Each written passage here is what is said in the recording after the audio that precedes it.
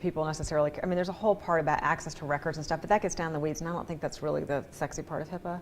What about anything, folks get a little bit nervous about, all these DNA sites and such, and how that would be. Do you guys do you do anything with that? Are you worried about anything like that on the horizon? I mean, you should be worried that 23andMe is owned by China. I mean, that's something I would be concerned about. There's a query as to whether or not, what that does. We don't necessarily get involved in that. That isn't as big of an issue for us.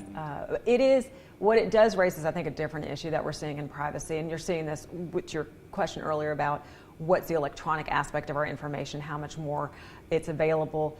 People have an interesting, there's a definite psychology aspect. I mean, sometimes when I hire people with psychology degrees, it's a plus because there's so much psychology to privacy.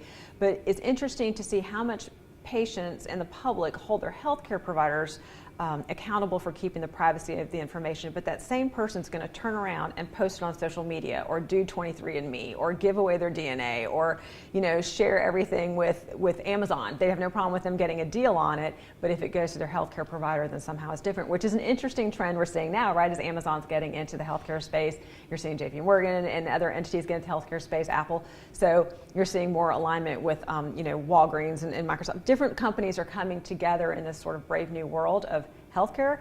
Where's that going to land on a privacy standpoint? I heard that one company was selling thermometers, electronic thermometers, and that when your thermometer hit a certain degree, it would send you a coupon to go get Tylenol or Advil. So again, is that company under the regulation HIPAA? Not necessarily, because they're not billing it. It's a straight buy my thermometer, but they're taking your data and they're doing something with it. Where's that final breaking point for society going to come where, when there's not a good deal with it, now do I care about my privacy? It's an interesting time. I love that. And it is not slowing down. I love that. All right, so you said something I got to follow up on. You said psychology and privacy has an interesting connection. Yes. Can you talk about that a little bit?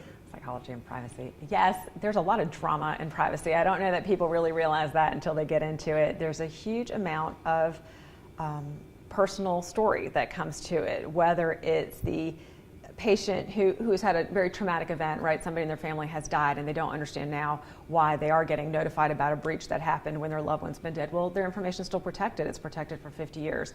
To the more Jerry Springer-like scenario that we see, which is my ex-boyfriend's new girlfriend's new whatever is and works for you and could be snooping in the record, and every single privacy officer in the country is dealing with that kind of drama that happens.